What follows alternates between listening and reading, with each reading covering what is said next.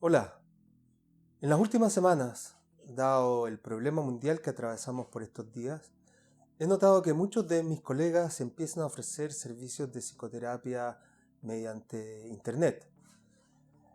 En este video ofrezco algunas consideraciones desde el punto de vista de los pacientes o de los potenciales clientes respecto a la utilidad de la psicoterapia virtual. En la segunda parte del video abordo esta modalidad de psicoterapia con algunas recomendaciones para mis colegas psicoterapeutas. Comencemos.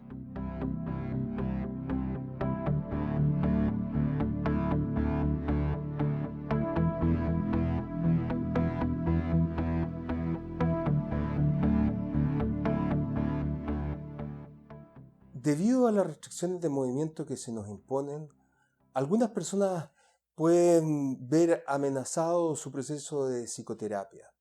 En otros casos, puede ser que justamente la situación que estamos viviendo produzcan demasiada ansiedad o exacerben síntomas preexistentes. En estos casos, seguramente usted o su terapeuta se estarán considerando la posibilidad de hacer la psicoterapia en línea y surgirán probablemente dudas respecto a la utilidad de la terapia y en qué casos o condiciones este tipo de terapia es útil. Para ir despejando algunas cosas rápidamente. Sí, hay bastante evidencia a nivel mundial en ya 2 décadas de investigación acumulada que la psicoterapia virtual es igualmente efectiva que la psicoterapia presencial para una serie de condiciones y trastornos psicológicos. Además, en lo personal, hace varios años que yo realizo psicoterapia en línea, sobre todo desde que me vine a vivir a Japón, y mi experiencia también ha sido positiva. Ahora, toda terapia tiene sus límites. Incluso la psicoterapia presencial ha mostrado que no es igualmente efectiva para todas las personas o para todas las condiciones.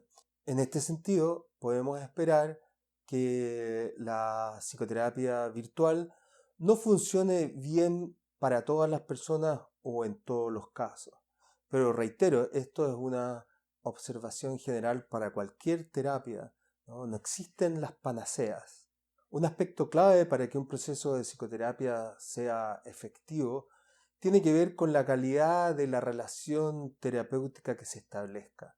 Ojo, que aquí la relación o una buena relación no responde a los mismos parámetros que otro tipo de relaciones, como la de un amigo, ¿no? Aquí la relación entre un cliente y un terapeuta está dada por unos ciertos objetivos terapéuticos respecto a los cuales ambas partes se abocan con mucho respeto y esmero. Pero ciertamente una buena relación resulta ser importante. En la práctica, muchas personas utilizan una primera sesión como una forma de probar si pueden hacer clic con el terapeuta, ¿no? Y en ese sentido es una buena forma de plantearlo. Mi sugerencia sería más bien sí que hubiera un poquito más de tiempo. A veces una sesión resulta muy poco para evaluar a un terapeuta o la relación y tal vez 2 o 3 sesiones puede ser un tiempo más apropiado para ver si hay compatibilidad y la posibilidad de establecer un buen vínculo terapéutico que sea beneficioso para los objetivos que el cliente persigue, ¿no? Si usted es un potencial cliente o paciente, una recomendación mía también sería ajustar sus expectativas. Esto independientemente de que la terapia sea presencial o virtual. ¿En qué sentido? En el sentido en que estamos en la época de la gratificación instantánea, ¿no? En la época de los likes, en la época del teléfono celular y de las tarjetas de crédito, ¿no? Pero ciertamente hay cosas que son importantes que toman tiempo. Y en general, muchos de los trastornos por los cuales las personas van a psicoterapia tardan por lo menos unas cuantas semanas para, para empezar a modificarse. Es decir, hay que trabajar comprometidamente durante por lo menos algunas semanas para empezar a notar algunos cambios. Y si el problema es más complejo, tal vez el tiempo todavía es, es más largo, ¿no es cierto? También hay que tener en cuenta que en buena parte los resultados de cualquier relación dependen de lo que uno, o de la responsabilidad, o de lo que uno puede hacer para llevar esa relación de forma exitosa. Es decir, finalmente los pacientes que están más comprometidos, los pacientes que se apegan mejor a las indicaciones de su psicoterapeuta, son los que tienen mayor probabilidad de obtener buenos resultados.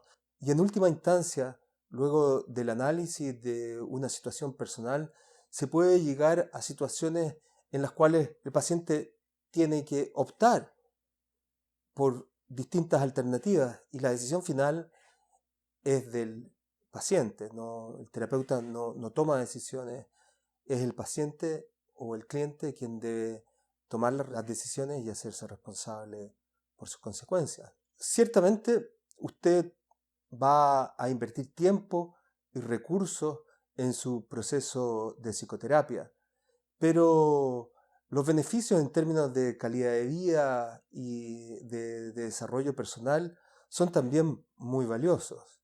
Ahora una recomendación más concreta en términos de cómo, de cómo trabajar virtualmente con su psicoterapeuta.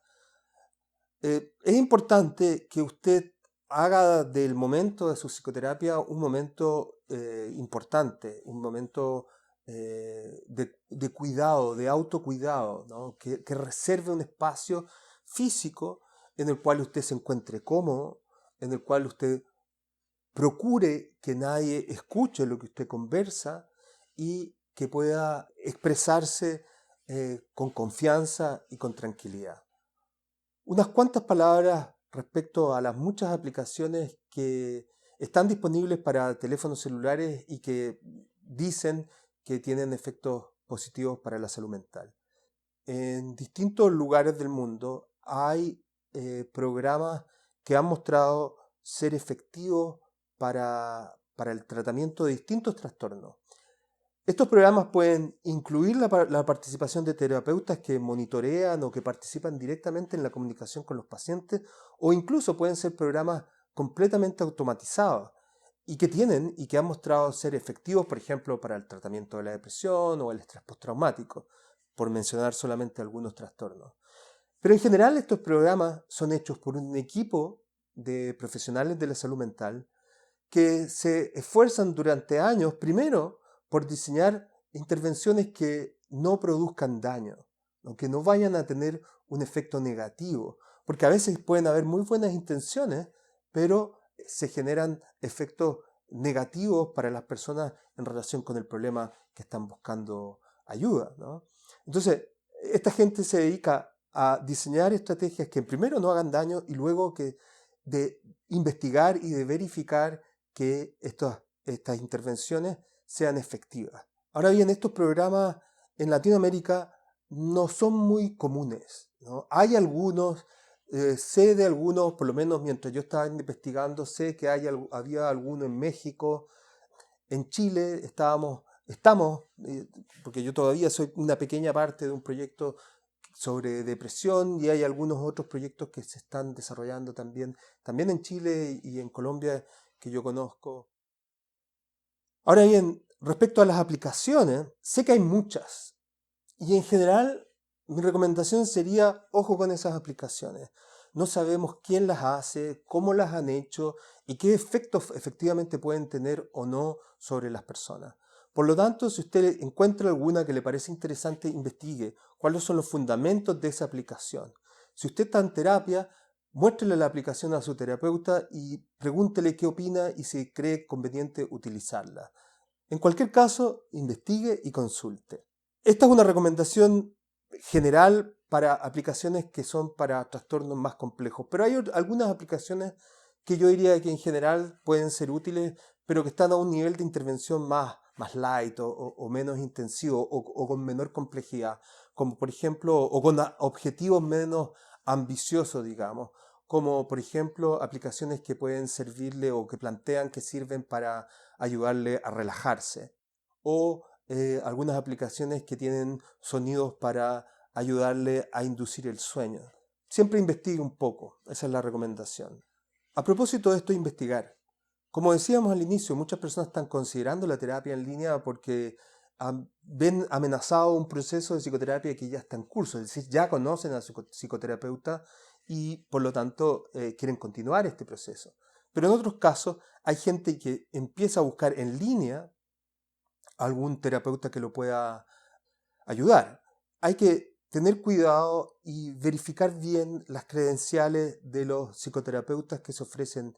Yo he visto muchos colegas que conozco y tengo plena confianza que ofrecen o están ofreciendo sus servicios en línea, pero en internet hay de todo. Por lo tanto, igual que con las aplicaciones o aún más que con las aplicaciones, quizás es importante investigar sobre la validez de la información que se publicita o que se ofrecen los servicios profesionales de estos psicoterapeutas, verificar sus credenciales. Si usted tiene dudas, es perfectamente posible y factible y nadie se va a sentir ofendido de que usted solicite por escrito mayor información al respecto o que utilice la primera sesión para confirmar o salir de su duda.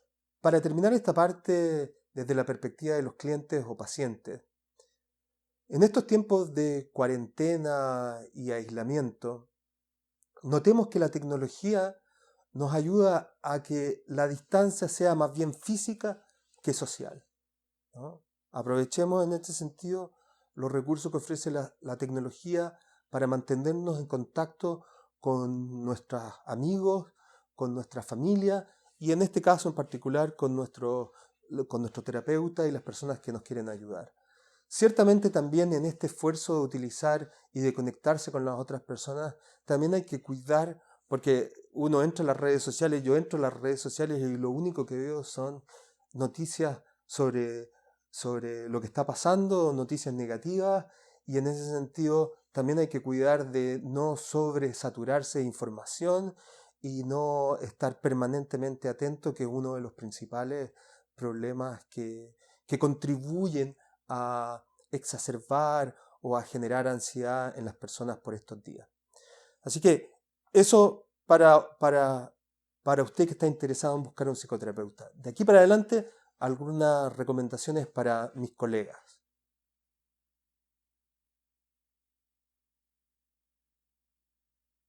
Para mis colegas psicólogos y psicoterapeutas, primero que nada decir que ofrezco estas consideraciones clínicas desde mi experiencia y también luego de revisar algunas recomendaciones para conducir tratamientos vía internet.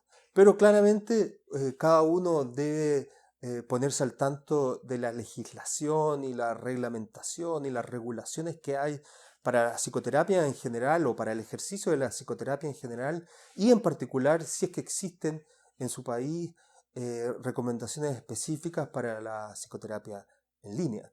Es difícil hacer un video como este, breve y con recomendaciones generales, porque hay muchas circunstancias particulares. Es decir, hay casos en los cuales usted puede tener un paciente que ya ha tratado y que quiere continuar, dado la situación que estamos viviendo, o puede ser usted un terapeuta que está buscando pacientes nuevos, que no va a tener un contacto presencial o que pretende tener un contacto virtual y presencial a la vez. También hay distintos tipos de gravedad de los trastornos o a veces un acompañamiento más bien personal. Es decir, hay distintos tipos de situaciones y es difícil poder abarcarlas todas. Así que aquí hago algunas recomendaciones generales que pueden servir en algunos casos.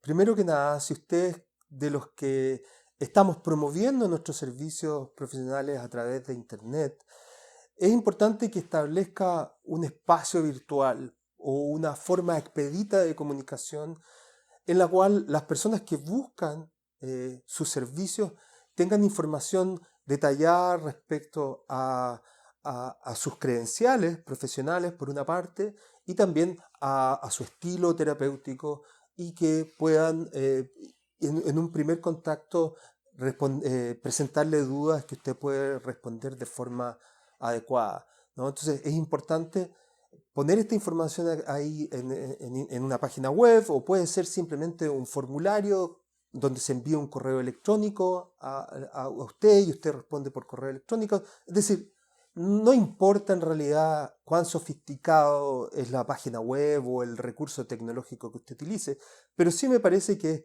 importante informar bien a los pacientes de sus características y de sus competencias. Esto también me parece a mí, desde lo que he pensado en los últimos años, y en parte también de lo que por lo cual estoy haciendo o me he atrevido a hacer estos videos, esto le permite también al paciente ver qué tan afín puede ser con usted. En ese sentido puede ser un recurso útil el poner información en la medida de que usted se sienta cómodo, poner información sobre usted para informar a los pacientes y para que pueda haber ahí una preselección desde el punto de vista de ellos y que pueda ayudar a un mejor fit, a un mejor ajuste, a un mejor acoplamiento desde el inicio entre el paciente y el terapeuta. Por mucho que estemos en la era del internet y que hablemos de los nativos digitales, igualmente la gente prefiere, con razón, con justificada razón, el contacto presencial, ¿no? Y a veces resulta ser crítico para ciertos tipos de trastornos. Pero en muchos casos la distancia de lo social se ofrece como una barrera de inicio. En algunos casos incluso puede ser favorable, pero en otros alguna gente tiene cierta resistencia y no sabe si se atreve o no se atreve, si le sirve o no le sirve. Una estrategia que me parece que puede considerarse es ofrecer una sesión de prueba, tal vez con tiempo limitado, tal vez con un honorario reducido o sin honorario. Yo sé que esto último es controversial y hay muchas personas que no pueden estar de acuerdo, pero lo importante es ofrecer un periodo de prueba o una sesión de prueba para evaluar, por una parte, uno, si puede trabajar con ese paciente, ¿no? Si el paciente tiene un problema que no tiene una gravedad tal que yo no lo pueda atender, o si tiene una gravedad tal pero está dispuesto a entregar información y establecer una coordinación que me permita a mí trabajar a distancia. Por una parte, esa primera sesión sirve para evaluar desde el punto de vista del terapeuta si es posible trabajar a distancia, y por otra parte también le sirve al paciente para evaluar si está interesado o para probar que la tecnología en realidad no es un impedimento para llevar a cabo un proceso de este tipo. En mi experiencia clínica he encontrado que de modo muy acotado, ya sea en la terapia presencial o virtual, ha habido ocasiones en que yo he utilizado, además de las videoconferencias, el correo electrónico e incluso en algunos casos el WhatsApp u otro, o el Line que se ocupa aquí para contactarme con los pacientes, ¿no? En general, yo nunca he tenido problemas, ¿no? Problemas importantes, pero ciertamente pueden haber problemas cuando se empiezan a introducir diversos recursos. Por ejemplo, si un paciente manda un WhatsApp y uno no lo responde inmediatamente, el paciente ciertamente puede tomar eso de una forma negativa. Por lo mismo, entonces, es recomendable establecer desde el inicio cuáles son las reglas de comunicación en ese tipo de modalidades, ¿no? Eso yo creo que hay que incorporarlo en esta definición de los objetivos y de las características de la terapia en estos tiempos del internet y de las redes sociales. Mencionaba también el correo electrónico. En general, yo he ocupado el correo electrónico para comunicarme con los pacientes de distintas formas y con distintos tipos de contenido. Pero siempre me he cuidado de evitar en los correos electrónicos o en los intercambios por WhatsApp de poner información que sea muy sensible.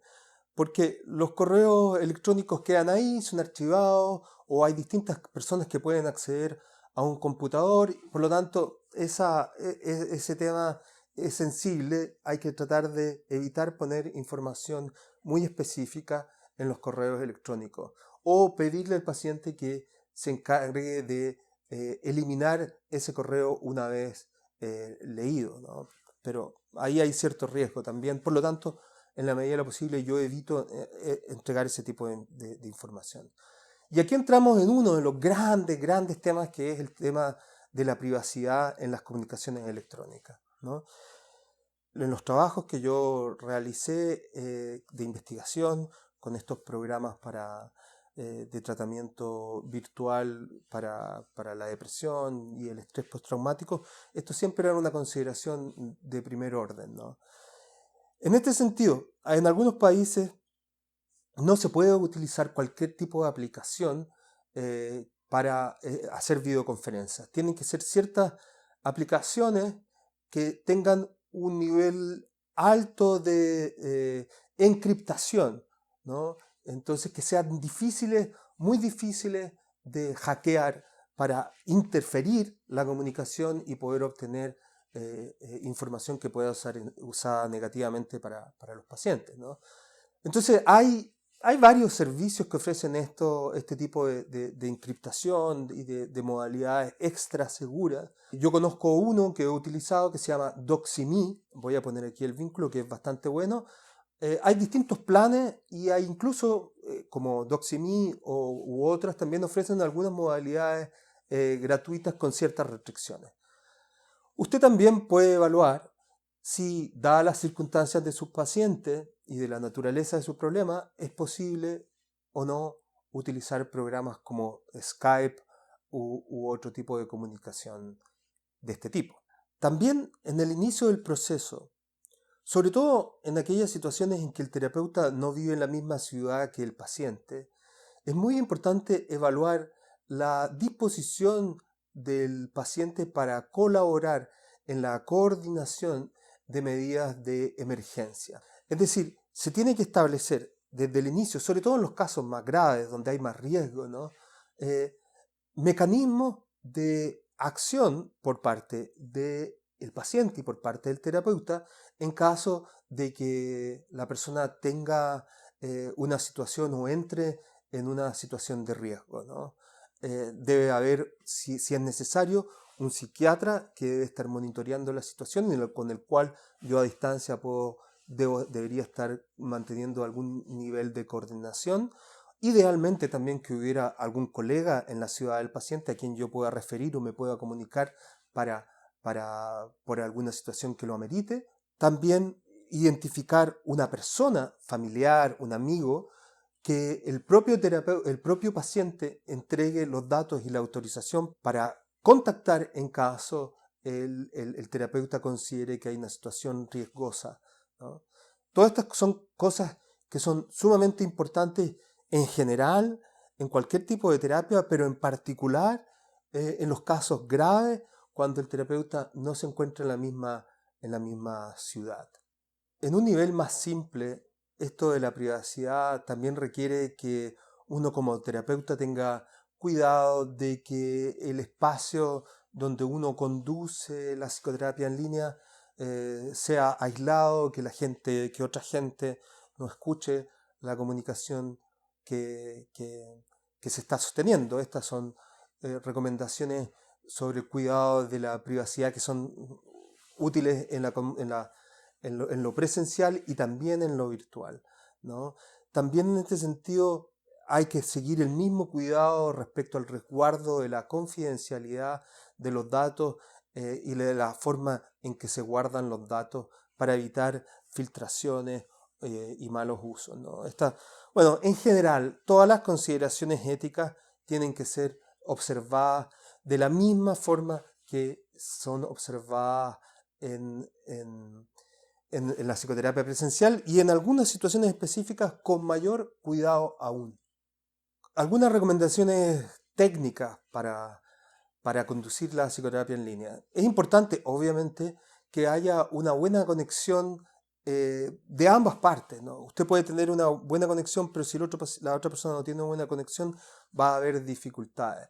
A veces cierto deterioro en la calidad no es tan importante, pero en general, sobre todo al inicio, mientras se establece un buen vínculo terapéutico, los pacientes pueden ser más sensibles a imágenes pixeladas o a conexiones interrumpidas. A medida que la relación se establece y es más positiva, ciertos defectos pueden ser más fácilmente perdonados o pasados por alto, ¿no? En cualquier caso, hay que tratar de hacer lo posible por tratar de mantener una muy buena conexión de internet por lo menos desde el lado de uno, y también pedirle y aclararle al paciente que es importante que también tenga una buena conexión.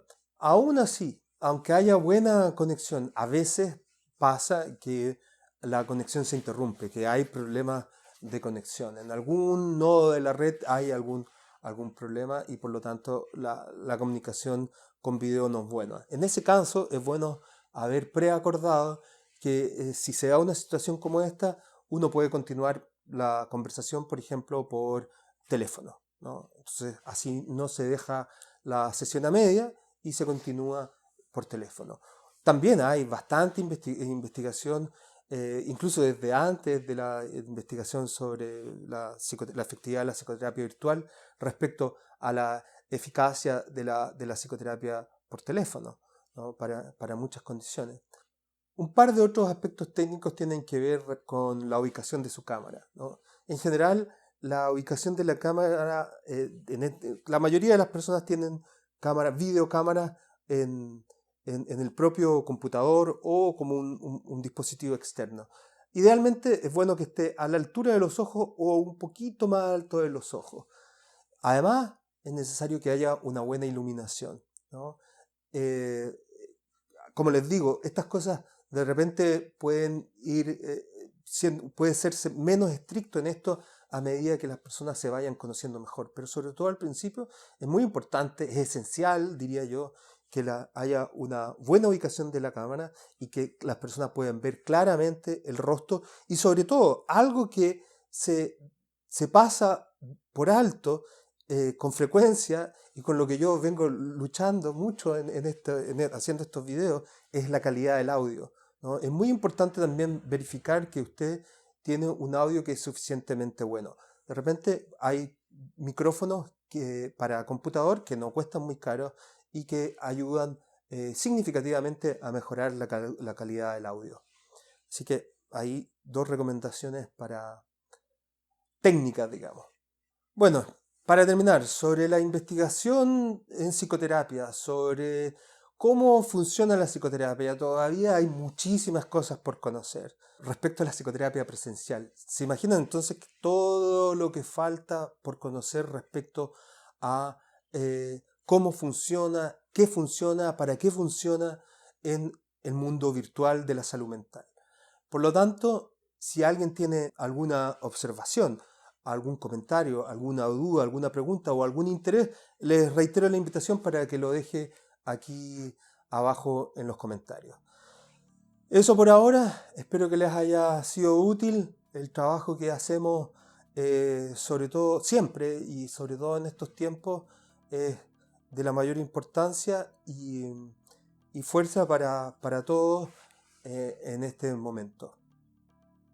Nos vemos.